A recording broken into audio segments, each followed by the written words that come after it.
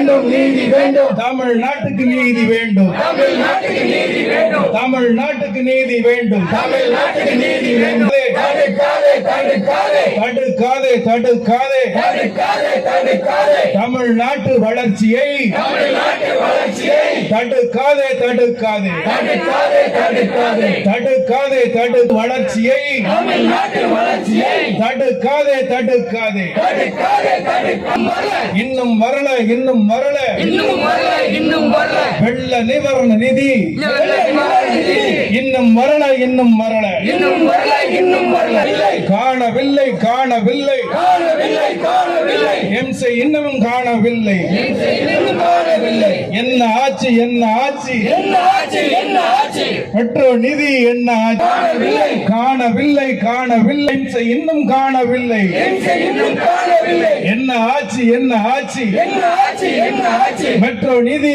என்ன ஆச்சு பெட்ரோல் நிதி என்ன ஆச்சு எங்கே போச்சு எங்க வருமானம் எங்கே போச்சு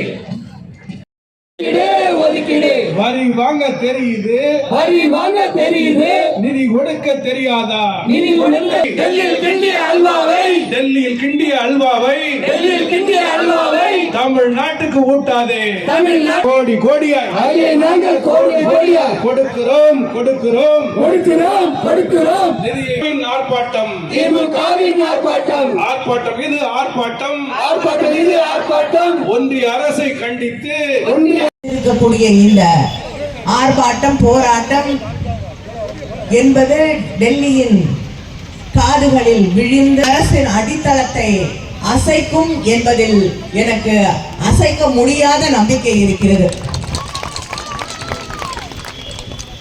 இந்த ஆர்ப்பாட்டத்திலே கலந்து கொண்டு உரையாற்றிய செயல் வீரர்களே, மாவட்ட ஒன்றிய நகர பேரூர் கழக நிர்வாகிகளே, உங்கள் அத்தனை பேருக்கும் என்னுடைய வணக்கத்தை நன்றியையும் நான் தெரிவித்துக் கொள்கிறேன்.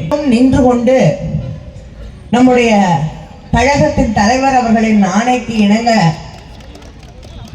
அந்த போராட்டத்தை முன்னெடுத்து நின்று கொண்டிருக்கக்கூடிய பாராட்டப்பட வேண்டியது. அதே நேரத்திலே ஆளும் கட்சியாக இருந்தாலும் எதிர்கட்சியாக இருந்தாலும் திராவிட முன்னேற்ற கழகத்தின் போர் குணத்தை, போராட்ட குணத்தை யாரும் சில நாட்களுக்கு முன்னால் ஒன்றிய நிதி அமைச்சர் நிர்மலா சீதாராமன் அவர்கள் பட்ஜெட்டை படித்தார். பீகார், ஆந்திர பிரதேசோடைய, ஆந்திராவுடைய சட்டமன்றங்களிலே ஒருவேளை நின்று கொண்டு அந்த பட்ஜெட்டை கேட்டுக்கொண்டிருக்கிறோமா என்று தெரியாத அளவு 2 மாநிலங்கள் மட்டுமே இந்த நாட்டிலே இருப்பதாக எண்ணிக்கொண்டு அவர்கள் ஒரு பட்ஜெட்டை தயாரித்திருக்கிறார்கள். 2 மாநிலங்களுக்கும், பீகாராக இருக்கட்டும் ஆந்திராவாக இருக்கட்டும், அவர்களுக்கு நிதி அளித்து முதலமைச்சர் அவர்கள் சொல்லி இருப்பது போல பணத்தை அறிவித்திருக்கிறார்கள். வருமா வராதா தெரியாது. நான் எனக்கு தெரிஞ்சு ஒன்றிய அரசாங்கம் அறிவிப்புகளை மட்டுமே செய்யும். அதுக்கப்புறம்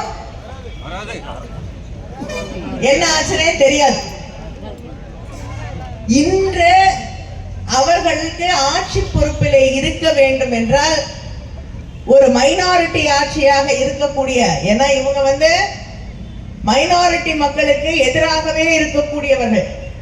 அதனாலதான் இன்னைக்கு மைனாரிட்டி ஆட்சி நடத்தி கொண்டிருக்கிறார்கள். அந்த மைனாரிட்டி ஆட்சிய அங்க ஆட்சி பொறுப்பிலே பிரதமராக திரு நரேந்திர மோடி அவர்கள் நீடிக்க வேண்டும் என்றால், பாஜக ஆட்சி பொறுப்பிலே நீடிக்க வேண்டும் என்றால், பீகார், ஆந்திரா என்ற 2 மாநிலங்கள், அங்கே இருக்கக்கூடிய எம்பிக்கள், அந்த கட்சியின் தலைவர்கள் அவர்களுக்கு ஆதரவளிக்க வேண்டும். வேற எந்த காரணமும் இல்லை. இந்த 2 மாநிலத்து மேல அவங்களுக்கு அக்கறை இருக்கிறதுக்கு. ஆட்சியில இருக்கணும்னா அவங்களோட தயவு தேவை. அந்த தயவிற்காக அவர்கள் எதை கேட்டாலும் இவர்கள் கொடுக்க தயாராக இருக்கிறார்கள். இத்தனை வெயிலிலும் நின்று கொண்டு நம்முடைய கழகத்தின் தலைவர் அவர்களின் ஆணைக்கு இணங்க அந்த போராட்டத்தை முன்னெடுத்து நின்று கொண்டிருக்கக்கூடிய உங்களுடைய பணி நிச்சயமாக பாராட்டப்பட வேண்டியது.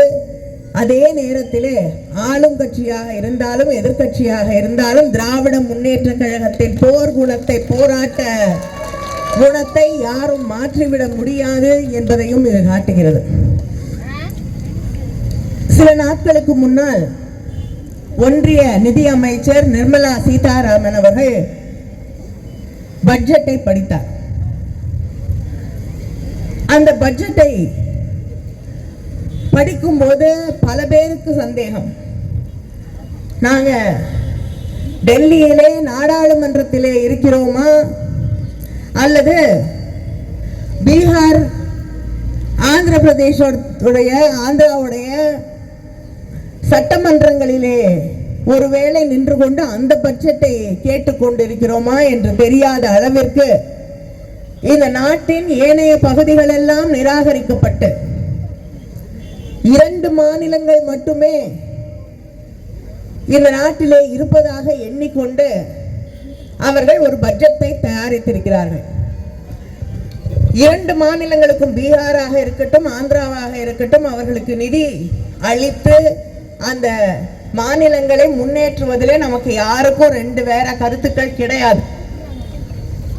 ஆனா ஒன்றே ஒன்று, நம்முடைய முதலமைச்சர் அவர்கள் சொல்லி இருப்பது போல பணத்தை அறிவித்திருக்கிறார்கள். வருமா வராதா தெரியாது. எனக்கு தெரிஞ்சு ஒன்றிய அரசாங்கம் அறிவிப்புகளை மட்டுமே செய்யும். அதுக்கப்புறம் என்ன ஆச்சுனே தெரியாது. இன்று அவர்களுக்கு ஆட்சி பொறுப்பிலே இருக்க வேண்டும் என்றால் ஒரு மைனாரிட்டி ஆட்சியாக இருக்கக்கூடிய, ஏன்னா இவங்க மைனாரிட்டி மக்களுக்கு எதிராகவே இருக்கக்கூடியவர்கள். அதனாலதான் இன்னைக்கு மைனாரிட்டி ஆட்சி நடத்தி கொண்டிருக்கிறார்கள். அந்த மைனாரிட்டி ஆட்சியை அங்க ஆட்சி பொறுப்பிலே பிரதமராக திரு நரேந்திர மோடி அவர்கள் நீடிக்க வேண்டும் என்றால், பாஜக ஆட்சி பொறுப்பிலே நீடிக்க வேண்டும் என்றால் பீகார் ஆந்திரா என்ற 2 மாநிலங்கள் அங்கே இருக்கக்கூடிய எம்பிக்கள் அந்த கட்சியின் தலைவர்கள் அவர்களுக்கு ஆதரவளிக்க வேண்டும். வேற எந்த காரணமும் இல்லை. இந்த 2 மாநிலத்து மேல அவங்களுக்கு அக்கறை இருக்கிறதுக்கு, ஆட்சியில இருக்கணும்னா அவங்களோட தயவு தேவை. அந்த தயவிற்காக அவர்கள் எதை கேட்டாலும் இவர்கள் கொடுக்க தயாராக இருக்கிறார்கள். இப்படி தன்னுடைய ஆட்சியை நிலைநிறுத்திக் கொள்வதற்காக, தான் ஆட்சி பொறுப்புல இருக்க வேண்டும் என்ற ஒரே காரணத்திற்காக ஒரு பட்ஜெட்டை தயாரித்து நம்முடைய நிதியமைச்சர் அம்மையார் நிர்மலா சீதாராமன் அவர்கள், உங்களுக்கு எல்லாம் தெரியும் அவங்கள நல்லா, நமக்கு மழை வெள்ளம் வந்த போது இங்க வந்தார், தூத்துக்குடிக்கு வந்தாங்க வந்து இங்க இருக்கக்கூடிய நம்ம கலெக்டரேட்ல தான் உட்கார்ந்து எல்லார்கிட்டையும் இங்க என்ன நடந்தது, மழை வந்ததை பத்தி எல்லாம் கேட்டுட்டு, அப்புறம் நம்ம நிதி அமைச்சரை அழைத்து கொண்டு எல்லா இடங்களுக்கும் சென்று பார்வையிட்டு விட்டு முக்கியமான ஒரு கருத்தை சொன்னார்கள். என்ன, கோயிலுக்கு போனீங்கன்னா தட்டுல காசு போடுங்க, உண்டியல்ல போடாத. அதனால சொல்லிட்டு அவ்வளவுதான். போனவங்க தமிழ்நாட்டை பத்தி சிந்திக்கவும் இல்லை, நமக்கான அந்த மழைக்கான நிவாரண நிதி 1 ரூபாய் வரல. ஆனா தேர்தல் நேரத்திலே மோடி தமிழ்நாட்டுக்கு 8 தடவை 10 தடவை வந்தார். பட்ஜெட்ல நம்ம பேரு 1 தடவை கூட வரல. தமிழ்நாட்டுக்கு நான் தமிழ்னா பொருட்களே, நான் தமிழ் பேசணும் இது அதுன்னாரு. ஆனா பட்ஜெட் எழுதும் போது தமிழ்நாட்டு பேரே அவங்களுக்கு ஞாபகம் வரவில்லை. ஆனா ஜிஎஸ்டி மட்டும், நம்ம கிட்ட வரி மட்டும் வாங்கிக் கொள்கிறார்கள். நாங்க சொல்ல முடியுமா? நாம சொன்னா என்ன ஆகும்? நாங்க வரி, நீ எனக்கு காசே கொடுக்க மாட்டேங்கிற, நான் ஏன் வரி கொடுக்கணும்னு கேட்டா நீங்க எப்படி நாட்டை நடத்துவீர்கள்? இப்படி தொடர்ந்து மாநில அதிகாரங்களை பறித்துக் கொண்டு, மாநில உரிமைகளை பறித்துக் கொண்டு, இப்பொழுது மாநில வரிகளையும் பறித்துக் கொண்டு மாநிலங்களுக்கு வர வேண்டிய நிதியை தரவில்லை என்றால் நமக்கு வர அத்தனை வருமானத்தையும் வாங்கிட்டு போயிடுறாங்க. வாங்கிட்டு போயிட்டு திருப்பி கொடுக்கலன்னா அந்த மாநிலத்தை எப்படி நிர்வாகம் செய்வது? மக்களுக்கு தேவையான சாலை வசதிகள், வளர்ச்சி பணிகள், மருத்துவ தேவைகளுக்கான நம்முடைய முதலமைச்சர் ஒவ்வொரு நாளும் மக்களுக்கான திட்டங்களை அறிவித்துக் கொண்டிருக்கிறார்கள். எந்த நிதி நெருக்கடி வந்தாலும் அதை செயல்படுத்தி காட்டிக் கொண்டிருக்கிறார்கள். புதுசா பட்ஜெட்ல ஒரு நம்முடைய நான் முதல்வன் போல ஒரு திட்டத்தை அறிவித்திருக்கிறார்கள். இவங்க வருஷத்துல எத்தனை பேருக்கு அந்த நாள் முதல்வன் திட்டத்தின் மூலமாக பயிற்சி அளிக்கிறேன் என்று ஒன்றிய அரசு, நாடு முழுவதும் தேசிய அளவில் இருக்கக்கூடிய அரசு சொல்கிறதோ அதை விட 3 மடங்கு 4 மடங்கு அதிகமாக ஒரே வருஷத்துல நம்முடைய முதலமைச்சர் நம்முடைய மாணவர்களுக்கு ஒவ்வொரு ஆண்டும் பயிற்சி அளித்து வெற்றிகரமாக நடத்தி கொண்டிருக்கக்கூடிய திட்டம் தான் நான் முதல்வன். இதுக்கு ஒன்றிய அரசாங்கம் நமக்கு காசு கொடுக்க மாட்டாங்க. நம்மளை விட குறைவாக மாணவர்களை பயிற்றுவிக்கக்கூடிய ஒரு திட்டத்துக்கு நம்ம கிட்ட இருந்து காசை வாங்கிட்டு போய் நமக்கு திருப்பி காசு கொடுக்கறதே கிடையாது. இப்படி ஒவ்வொரு திட்டம், சென்னைக்கான மெட்ரோ ரயில்வே திட்டம், நான் ஒரு கேள்வி கேட்டிருந்தேன். ஒன்றிய அமைச்சர் அமித்ஷா அவர்கள் அதிமுக ஆட்சியில் இருந்த பொழுது 2வது பேஸ் மெட்ரோக்கு அவரே வந்து அடிக்கல் நாட்டி விட்டு சென்றிருக்கிறார். இப்பொழுது அதற்கான பணம் கொடுக்கப்படவில்லையே, எப்பொழுது தருவீர்கள் என்று கேட்டால் மத்திய அமைச்சர் வந்து அடிக்கல் நாட்டிய திட்டத்துக்கு இன்னும் கிளியரன்ஸ் இருக்கா இல்லையா, காசு கொடுப்பாங்களா கொடுக்க மாட்டாங்களா பதிலுக்கு சொல்ல முடியல. இப்படி ஒரு ஆட்சி தனக்கு வாக்களிக்காத மக்களை எல்லாம், தான் ஆட்சி பொறுப்பில் இருப்பதற்கு பயன்படாதவர்களை எல்லாம் பழிவாங்க வேண்டும் என்றே ஆட்சி நடத்தி கொண்டிருக்கக்கூடிய ஆட்சிதான் பாஜக ஆட்சி. எந்த ஊருக்கு போய் கேட்டாலும் இங்க இல்ல, ஆனால் 100 நாள் வேலை நகரங்களை விட்டு வெளியே காலடி எடுத்து வைத்தால் முதலிலேயே அங்கே இருக்கக்கூடிய பெண்களும் ஆண்களும் கேட்கக்கூடியது 100 நாள் வேலை கிடைக்கல, 100 நாளுக்கு சம்பளம் வரல, 10 நாள் வேலை கொடுக்கறதே பெரிய விஷயமா இருக்குன்னு மோடியிடம் தெரிவித்துக் கொண்டிருக்கிறோம். நீங்க பணம் ஒதுக்க மாட்டேங்கிறீங்க, பணம் ஒதுக்க மாட்டேங்கிறீங்க. பணம் ஒதுக்கலைன்னா எப்படி 100 நாள் வேலை கொடுக்க முடியும்? சென்ற ஆண்டு நிதி ஒதுக்கினார்கள், இத்தனை வருஷத்துல ஒதுக்கினதை விட குறைவாக ஒதுக்கினார்கள். அதுக்கு செலவு செஞ்சது ஒதுக்கின நிதியை விட குறைவாக செலவு செய்திருக்கிறார்கள். எப்படி வேலை கொடுக்க முடியும்? இந்த ஆண்டு அதை விட குறைவாக நிதி ஒதுக்கப்பட்டிருக்கிறது. ஏன், என்ன காரணம் சொல்றாங்க? போன வருடம் ஒதுக்கிய நிதியையே முழுமையாக செலவு செய்ய முடியவில்லை. நீ வேலை கொடுக்கல, சம்பளம் கொடுக்கல, எப்படி செலவு பண்ண முடியும்?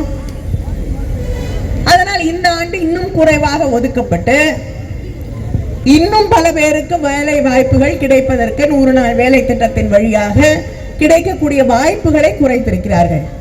இப்படி எல்லா இடத்திலும், தமிழ்நாட்டை மட்டும் இல்ல, கிராமப்புறங்களில் இருக்கக்கூடிய சாதாரண சாமானிய மக்களை ஏமாற்றக்கூடிய ஒரு பட்ஜெட் தான் இந்த மோடி ஆட்சியுடைய பட்ஜெட் என்பதை நீங்கள் புரிந்து கொள்ள வேண்டும். இது பெரிய கார்ப்பரேட் நிறுவனங்களுக்கான பட்ஜெட், அவர்களை பாதுகாப்பதற்கான பட்ஜெட். வேலை கொடுக்கணும், கல்லூரியில் படிக்கக்கூடிய மாணவர்களுக்கு இவங்க பயிற்சிக்காக ஒரு திட்டத்தை கொண்டு வந்திருக்கிறார்கள். அந்த திட்டத்துல கார்ப்பரேட் நிறுவனங்கள் இவங்க காசு வந்து மாணவர்களுக்கு கொடுக்கறது இல்லாம கார்ப்பரேட் நிறுவனங்களுக்கு வேற தொடர்ந்து இவங்களுடைய திட்டங்கள் எல்லாம் கார்ப்பரேட் நிறுவனங்கள், பெரிய பெரிய நிறுவனங்கள், பணக்கார முதலாளிகள் இவர்களை வளர்த்து விடுவதற்கான திட்டங்களாக மட்டுமே இருக்கிறது. இந்த நாட்டில் அதானி அம்பானிக்கள் மட்டுமே பெருக வேண்டும். சாதாரண மக்கள் உணவில்லாமல், கல்வி இல்லாமல், அடிப்படை வசதிகள் இல்லாமல், மருத்துவ தேவைகளை அடைய முடியாமல் பாடுபட்டு கொண்டிருக்கக்கூடிய மக்கள் மீது இந்த அரசாங்கத்திற்கு கவலை இல்லை. ஏன்னா அதுக்கு செலவு செய்ய வேண்டிய பணத்தை ஒவ்வொரு வருஷமும் கல்வியாக இருக்கட்டும், மருத்துவமாக இருக்கட்டும், மக்களுக்கான தேவைக்கான திட்டங்களாக இருக்கட்டும், அடிப்படை வசதிகளுக்கான திட்டங்கள், அதுக்கெல்லாம் நிதி குறைக்கப்பட்டிருக்கிறது. இப்படி மக்கள் விரோத பட்ஜெட் தான் இந்த பிஜேபியோட பட்ஜெட். மக்கள் விரோதிகளாக செயல்பட்டு கொண்டிருக்கக்கூடியவர்கள், தமிழ்நாட்டு மக்களுக்கு எதிராக செயல்பட்டு கொண்டிருக்கக்கூடியவர்கள், தமிழ்நாட்டின் நல்லாட்சிக்கு எதிராக செயல்பட்டு கொண்டிருக்கக்கூடியவர்களே விரைவிலே பதவியிலே இருந்து இறக்கி காட்டுவோம், காட்ட வேண்டும். அங்கே தமிழ்நாட்டை பாதுகாக்கக்கூடிய, சாதாரண சாமானிய மக்களை பாதுகாக்கக்கூடிய, அதானிகளுக்கும் அம்பானிகளுக்குமான பட்ஜெட்டை மட்டுமே போடக்கூடியவர்களாக இல்லாமல் நம்முடைய கிராமப்புறங்களிலே வாழ்ந்து கொண்டிருக்கக்கூடிய மனிதர்களை பற்றி கவலைப்படக்கூடிய ஒரு ஆட்சியை அங்கே உருவாக்கி காட்ட வேண்டும், காட்ட வேண்டும். நன்றி, வணக்கம். செய்திகளை உடனுக்குடன் தெரிந்து கொள்ள உங்கள் கரம் டிவியை சப்ஸ்கிரைப் செய்யுங்கள். அதோடு பெல் பட்டனையும் கிளிக் செய்யுங்கள்.